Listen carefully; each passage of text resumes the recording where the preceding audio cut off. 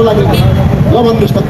माधव नेपालले चुनाव हार्नु आयो के प्रधानमन्त्री बनायो कि बनाएन नि खिलराज रेग्मी चुनाव लडे आउनु अदालतको न्यायाधीशलाई ल्याएर यिनले प्रधानमन्त्री बनाएको ल यिनले के गरे पनि ठिक।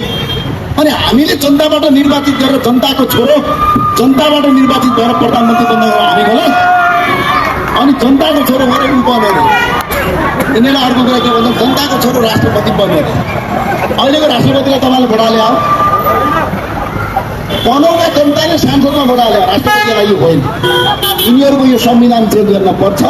हामी सिधा के भन्ने भने जनताबाट प्रत्यक्ष निर्वाचित कार्यकारी प्रधानमन्त्री प्रदेश 1 चाहिँदैन 2 चाहिँदैन 3 चाहिँदैन यो छोटो राज्यपालबाट आवश्यकै छ यसलाई कटौती गर्ने पैसा 1 वर्षमा 3 देखि 4 खर्ब पैसा बच्छ।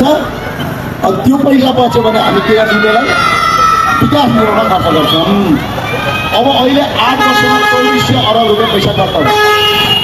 2400 अरब भनेको एउटा फ्याक्ट्री अर्बमा खोल्ने आफ्नो 24वटा फ्याक्ट्री खोल्न एक फ्याक्ट्रीमा 500 जनाले रोजगारी पाउने 12 लाखभन्दा बढी मान्छेलाई रोजगारी दिन सक्छ। शासन गर्ने मान्छे जनताबाट आउने अहिलेको जस्तो चुनाव हरुवा सामान्य पातुक पढुवाहरू मन्दिर हुन नपाउने प्रत्यक्ष जनताबाट चुनाव जितेको मान्छे प्रधानमन्त्री बन्ने राष्ट्रपतिको ठाउँमा राजा राख्ने बस यति हाम्रो मुद्दा पहिलो मुद्दा यति।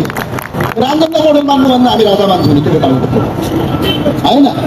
अनि दोस्रो कुरा के छ भने प्रदेश अस्पताल खाडे अनि हिन्दू राष्ट्र मार्छु भनेर तपाईँले भोट दिए